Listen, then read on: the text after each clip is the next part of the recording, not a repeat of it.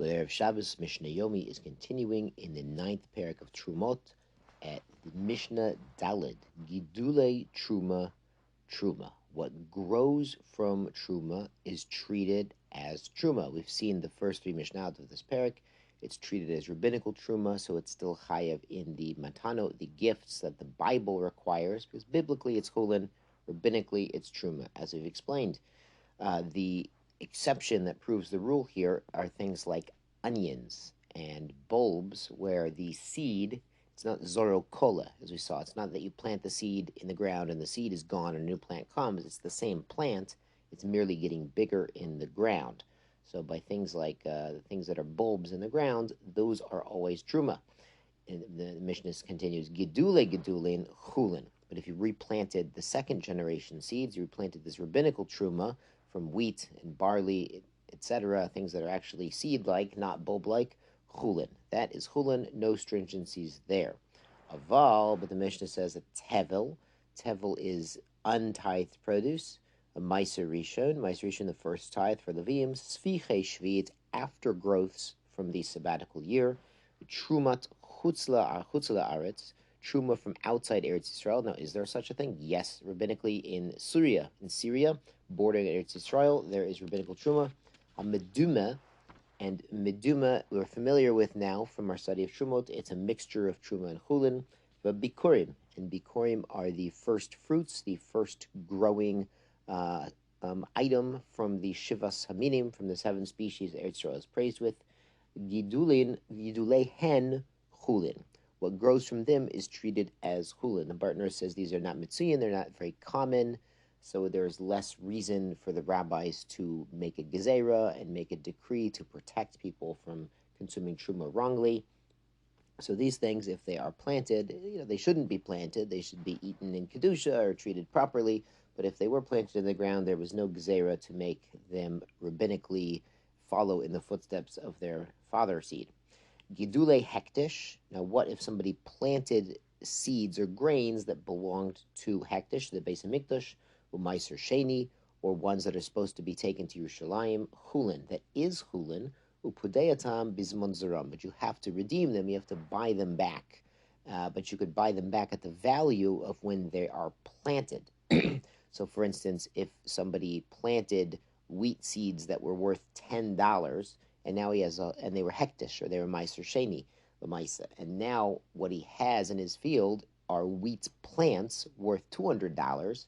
So when he's podeh, when he redeems it, and he has to redeem it and pay the value, so hekdesh doesn't lose out and meiser sheni doesn't lose out, like he's going to eat the meiser sheni himself in Yerushalayim, he can buy it back at the value of the seeds. So we see from here a tremendous musar that your potential, you might have a beautiful potential, you might be a seed, but you need to plant that seed in the ground so it develops into something that's worth far more than the mere potential. Good, Rebosai, Mishnah Hei. Meya legina shel truma ve'achat shel chulin. He planted 100 rows or patches in his garden. 100 of them were truma, and one of them was chulin. So apparently when he was pulling out the seeds to plant the garden, he accidentally mixed the chulin seeds and the truma seeds, and so what he's ended up planting is a bunch of truma and a little bit of chulin. So what happens? Kulan mutarin b'devar shezoru kola. If it's something where the seed dissolves, zoru kola, the seed is gone. It's a normal thing like wheat and barley where the seed's gone. It's not onions or bulbs or anything. Everything is mutter. Now this is really interesting. What happens basically is it's the plant that grows out of a seed of truma, it's rabbinically truma. So when there's a suffix, when there's a doubt about that, it's basically a suffix de rabbanon lekula. It's a doubt in a rabbinical law. We don't know which one's chulin. We don't know which one's truma. So the rabbis did not decree that everything's truma because lemaisa, some of it is actually plants of chulin. And even if we treated it as truma, it's chulin on a deraisa level. It's only truma on a rabbinical level, so suffix de rabbanon lekula.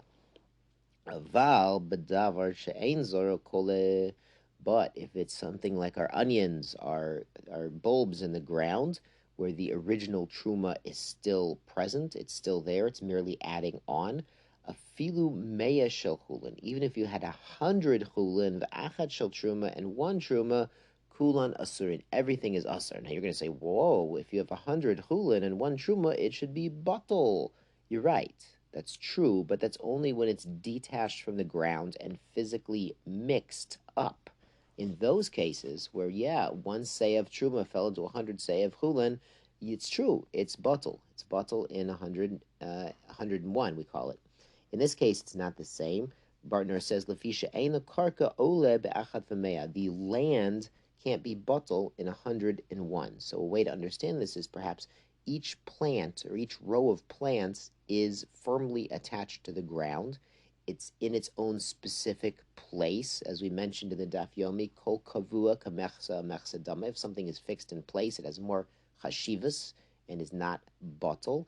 And Lamaisa, every plant is at a specific location. It can't be mixed up with the other plants. You can't consider this one truma onion mixed with 100 chulin onions because each onion is planted in a specific place in the ground. So we can't rely on bittul when it's in the ground. Shkoyach Rabosai. Shabbat Shalom V'Vrach.